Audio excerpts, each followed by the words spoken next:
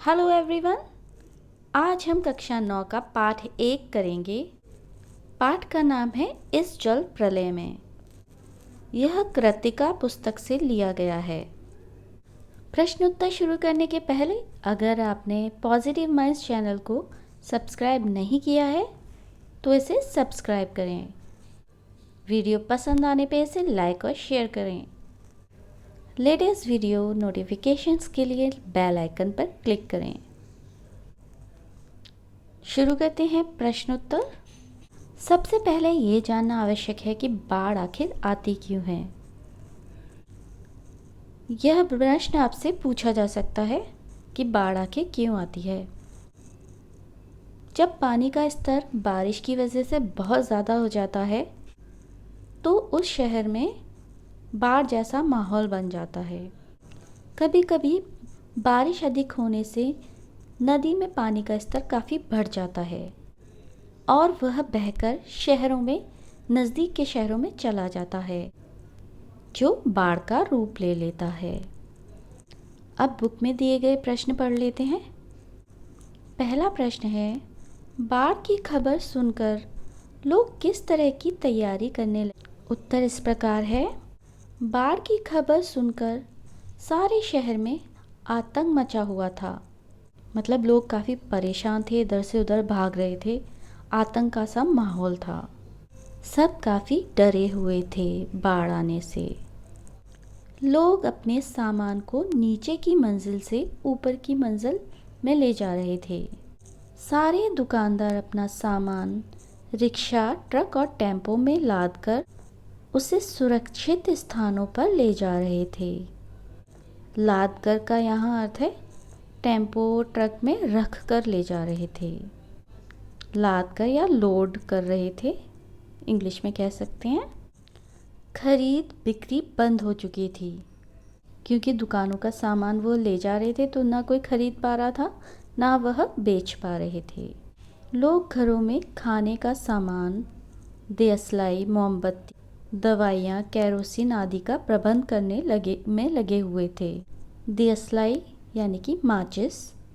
अगला प्रश्न है, बाढ़ की सही जानकारी लेने और बाढ़ का रूप देखने के लिए लेखक क्यों उत्सुक था। मतलब क्यों इतना एक्साइटेड था लेखक। उत्तर है, लेखक ने पहले से ही बाढ़ आने के कारण होने वाले विनाश के विषय में सुना हुआ था। लेखक ने बाढ़ के विषय पर अनेकों रचनाएं भी लिखी हुई थीं और अनेकों पुरस्कार प्राप्त किए थे, पर लेखक को स्वयं बाढ़ का अनुभव नहीं था। अर्थात लेखक ने खुद कभी बाढ़ का अनुभव नहीं किया था। इसी कारणवश वह बाढ़ की विनाश लीला को स्वयं भोगने के लिए उत्सुक था। लेखक को लग रहा था मैं खुद भी देखना चाहता हूँ बाढ़ आखिर होती कैसे है। आज तक लेखक ने इसके बारे में सिर्फ सुना हुआ था और रचनाएं लिखी थीं। लेखक अपनी आँखों से इस पानी को शहर में घुसते हुए देखना चाहता था। अगला प्रश्न है, सबकी ज़बान पर एक ही जिज्ञासा, पानी कहाँ तक आ गया है। इस कथन से जनसमूह की कौन सी भावनाएं व्यक्त होती हैं। मतलब पानी कहाँ तक आ गया है, यह सब जानना चाह रहे थे, तो उनके अंदर कौन सी फीलिंग्स थी जो यह प्रश्न उनके मन में बार बार आ रहा था। क्या होगा, थोड़ा डर होगा, थोड़ा यह जानने के लिए उत्सुक होंगे कि कहाँ तक पानी का स्तर है। उत्तर देख लेते हैं। इस कथन से जनसमूह में जिज्ञासा व सुरक्षा के भाव उठते हुए जान पड़ते हैं। लोग बाढ़ की स्थिति के बारे में जानकारी प्राप्त करने के लिए पैदल उस जगह पर जा रहे थे। मतलब लोगों को लग रहा था कि पानी कहाँ तक आ गया होगा, उस बात को जानने के लिए वह बहुत उत्सुक थे। लोग पानी का स्तर अपनी आंखों से देखना चाहते थे। सबके मन में व आंखों में एक ही प्रश्न जिज्ञासा का रूप ले चुका था, पानी कहाँ तक पहुँच गया होगा। चौथा प्रश्न है, मृत्यु का तरल दूत किसे कहा गया है और क्यों। उत्तर है, मोटी डोरी की शक्ल में गेरुआ झाग फैन के रूप में बढ़ते बाढ़ के पानी को लेखक ने मौत का तरल दूत कहा है। पानी जब बढ़ रहा था उसका रंग गेरुआ था। गेरुआ थोड़ा ऑरेंजिश कलर होता है और बाढ़ का पानी ऐसा लगता है कि झाग है इसके अंदर। तो लेखक ने इसको क्या कहा है? गेरुआ झाग फैन वाला पानी। और मौत का तरल दूत क्यों कहा है? क्योंकि ये पानी वो पानी था जिसने न जाने कितने परिवार बेघर कर दिए थे। बाढ़ में मतलब कितने घर बह गए थे, लोगों के पास घर नहीं थे रहने के लिए। ना जाने कितने लोगों को मौत की नींद सुला दिया था। बाढ़ के पानी में लोगों की मौत हो गई थी। यह तरल पानी शहरों गांवों को मृत्यु के विकराल दूत की भांति निगल रहा था। मतलब ये बाढ़ का पानी इतना ज़्यादा विकराल रूप ले चुका था, लोग मर रहे थे। तो कहा है पानी को विकराल दूत, जो लोगों को निगल रहा था। इसलिए इसे मृत्यु का तरल दूत कहा गया है, क्योंकि पानी एक तरल पदार्थ होता है और इस पानी से लोग मर रहे थे, तो इस पानी को मृत्यु का तरल दूत कहा गया है। अगला प्रश्न है, आपदाओं से निपटने के लिए अपनी तरफ से कुछ सुझाव दीजिए। प्राकृतिक आपदाएं जैसे बाढ़, भूकंप, तूफान और जो भी प्राकृतिक आपदाएं होती हैं, आप उनसे निपटने के लिए क्या तैयारी कर सकते हैं, आपको सुझाव देने हैं। यह प्रश्न का उत्तर आपको स्वयं करना है। मैंने भी यहाँ उत्तर लिख दिया है, चाहे तो आप इससे भी लिख सकते हैं। उत्तर है, आपदाओं से निपटने के लिए निम्नलिखित उपाय किए जाने चाहिए। पहला सुझाव है, सरकार को शीघ्र चेतावनी की तकनीक को विकसित करनी चाहिए। मीनिंग गवर्नमेंट को चाहिए कि वह कुछ ऐसी टेक्नोलॉजी डेवलप कराए जिससे हमें प्राकृतिक आपदाओं के बारे में पहले से ही जानकारी प्राप्त हो सके। दूसरा सुझाव है, पर्याप्त चिकित्सा सेवाओं सहित संसाधन विकसित करने चाहिए। मतलब डॉक्टर, नर्स, हॉस्पिटल्स पहले से ही काफ़ी अच्छे बनाने चाहिए। तीसरा है, खाद्य सामग्री व राहत सामग्री का पर्याप्त मात्रा में भंडार करके रखना आवश्यक है। मतलब पहले से ही भंडार गृह होने चाहिए जहाँ पर राहत सामग्री को पहले से ही भंडार किया या स्टोर किया जा सके। चौथा है, आपदा की पूर्व सूचना और सलाह के लिए समाचार सुनने चाहिए। हमें हमेशा न्यूज़ से अपडेट रहना चाहिए, हमें पता होना चाहिए क्या होने वाला है हमारे आस। अगर सरकार चेतावनी दे रही है उसके लिए हमें जानना आवश्यक है। तो यह तभी संभव है जब हम समाचार सुनते रहें। पांचवा, यदि आपको आपदा आने की चेतावनी मिल गई हो या आपको आशंका हो तो बिजली के सभी कनेक्शन अलग कर दें। अगर पता है कि भूकंप या बाढ़ या ऐसा कुछ आने वाला है तो सारे इलेक्ट्रिसिटी के कनेक्शन कट कर देने चाहिए और गैस बंद कर देनी चाहिए। और सबसे इम्पॉर्टेंट है ये वाला पॉइंट, अपने सभी प्रमाण पत्र, मूल्यवान और घरेलू सामान, कपड़े आदि को किसी सुरक्षित स्थान पर रख दें। अगर पता है कोई प्राकृतिक आपदा आने वाली है तो हमें अपने सारे सर्टिफिकेट्स, इम्पॉर्टेंट डॉक्यूमेंट्स, सारे मूल्यवान सामान, पैसे, कपड़े इम्पॉर्टेंट, सबको एक पॉलीथीन में बांधकर और किसी सुरक्षित स्थान पर रख देना चाहिए ताकि वह खराब ना हो। अगला प्रश्न है, जब दानापुर डूब रहा था तो पटनिया बाबू लोग उलटकर देखने भी नहीं गए। अब बूझो, इस कथन द्वारा लोगों की किस मानसिकता पर चोट की गई है? गांव के रहने वाले एक व्यक्ति ने यह कथन कहा था। उत्तर है, उक्त कथन में लोगों के कठोर स्वभाव, स्वार्थी मानसिकता तथा उनकी संवेदनहीनता पर चोट की गई है। वह गांव वाला कहना चाहता था कि जब दानापुर में बाढ़ के कारण विनाश फैल गया था तब पटना के लोगों ने कोई भी मदद नहीं की थी, ना ही किसी ने उनके हालचाल पूछे थे। पर आज जब स्वयं का शहर डूब रहा है तो उनको कष्ट हो रहा है। अगला प्रश्न है, खरीद बिक्री बंद हो चुकने पर भी पान की बिक्री अचानक क्यों बढ़ गई थी? मतलब सारी दुकानों पे खरीदना बेचना बंद था, लेकिन पान की दुकानों की बिक्री बढ़ गई थी। आखिर ऐसा क्यों हुआ था? इसका उत्तर लिखना है। उत्तर है, इसका मुख्य कारण था कि उत्सुक लोग बाढ़ को देखने के लिए पान की दुकानों पर बड़ी संख्या में इकट्ठे हो रहे थे, क्योंकि बाढ़ के कारण सारे लोग सामानों को दूसरे स्थान पर ले जाने लगे थे। इसलिए खरीद बिक्री बंद करनी पड़ी थी। बस अगर खुली थी तो पान की दुकानें थीं। वे बाढ़ से भयभीत नहीं थे, बल्कि हंसी खुशी और कौतूहल युक्त थे। ऐसे समय में पान उनके लिए समय गुजारने का सबसे अच्छा साधन था। लोग पान की दुकान पर खड़े होकर बाढ़ को देख रहे थे और साथ साथ पान खाते जा रहे थे, जिससे उनका समय व्यतीत भी हो रहा था और उन्हें अच्छा लग रहा था।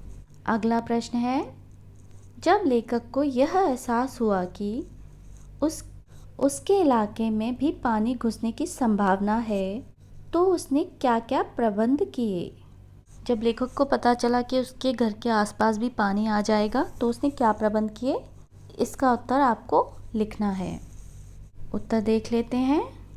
जब लेखक को एहसास हुआ कि उसके इलाके में भी पानी घुसने की संभावना है, तो वे रोज़मर्रा की चीज़ें जुटाने में लग गए।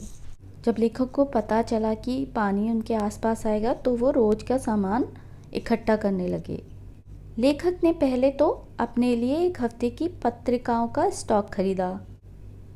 मैगज़ीन्स खरीदी उन्होंने, पत्रिकाएं खरीदी अपने लिए। उसके बाद घर में गैस की स्थिति के बारे में पत्नी से जानकारी ली और आलू, मोमबत्ती, दियसलाई, सिगरेट, पीने का पानी, दवाइयों आदि का प्रबंध किए। उन्होंने पत्रिकाएं इसलिए ली थी कि वह अपना टाइम पास कर सकें, बोर ना हो, और बाकी ज़रूरत का सामान उन्होंने एक हफ्ते तक का या उससे ज़्यादा इकट्ठा कर लिया था। अगला प्रश्न है, बाढ़ पीड़ित क्षेत्र में कौन कौन सी बीमारियों के फैलने की आशंका रहती है? बाढ़ आने के बाद कौन कौन सी बीमारियां फैलने के खतरे होते हैं, वह लिखने हैं उत्तर में। उत्तर है, बाढ़ के बाद हैजा, मलेरिया, टाइफाइड आदि बीमारियों के फैलने की आशंका रहती है। क्यों रहती है? क्योंकि बाढ़ के उतरे पानी में मच्छर अत्यधिक मात्रा में पनपते हैं। आपने सुना होगा, कहा जाता है पानी इकट्ठा मत करो, वहाँ मच्छर आते हैं। परंतु जब बाढ़ का पानी इकट्ठा हो जाता है, वह निकालना तो इतना आसान नहीं होता है, तो वहाँ मच्छरों की संख्या बढ़ जाती है और यह बीमारी फैल सकती हैं, जिसके कारण मलेरिया जैसी बीमारी हो जाती हैं। लोगों को गंदा पानी पीना पड़ता है, जो हैजा और टाइफाइड जैसी बीमारियों को न्योता देता है। मतलब इससे वह बीमारी होने की संभावना बढ़ जाती है। साथ ही पानी के बार बार पैर से लगने के कारण पकने वाले घाव भी हो जाते हैं। पैर बार बार पानी में जाता है तो पैर में भी इन्फेक्शन हो जाता है। अगला प्रश्न, नौजवान के पानी में उतरते ही कुत्ता भी पानी में कूद गया। दोनों ने किन भावनाओं के वशीभूत होकर ऐसा किया? नौजवान और उसका कुत्ता दोनों पानी में कूद गए थे। आपको बताना है कि ऐसा क्या विचार होंगे दोनों के मन में जो वह पानी में कूद गए थे। उत्तर देख लेते हैं। नौजवान के पानी में उतरते ही कुत्ता भी पानी में कूद गया, क्योंकि कुत्ता अपने मालिक से बहुत प्यार करता था। कुत्ते का मालिक कौन था? वह नौजवान जो पानी में कूदा था। दोनों एक दूसरे के सच्चे साथी थे। वह एक दूसरे सच्चे दोस्त थे तथा वह एक दूसरे के बिना नहीं रह सकते थे। यहाँ तक कि नौजवान को कुत्ते के बिना मृत्यु भी स्वीकार नहीं थी। दोनों का लगाव बहुत गहरा था। कुत्ता और नौजवान एक दूसरे से बहुत गहरे लगाव में थे, एक दूसरे को बहुत प्रेम करते थे। इसलिए जब नौजवान पानी में उतरा तो कुत्ता भी पानी में उतर गया था। प्रश्न 11 है, अच्छा है कुछ भी नहीं, कलम थी वह भी चोरी चली गई। अच्छा है कुछ भी नहीं मेरे पास। मूवी कैमरा, टेप रिकॉर्डर आदि की तीव्र उत्कंठा होते हुए भी लेखक ने अंत में उपयुक्त कथन क्यों कहा?